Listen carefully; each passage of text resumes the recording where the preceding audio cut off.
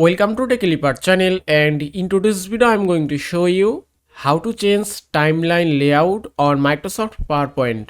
Now the first thing you have to do is open up your PowerPoint. After that, just open any document. You can see in my document a timeline is already created.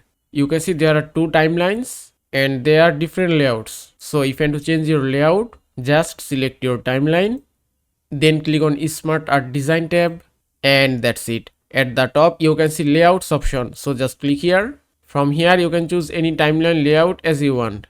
If I select it, and you can see it's changed successfully. Also, if you want to get more layouts, just click here again, then click on more layouts option, and that's it.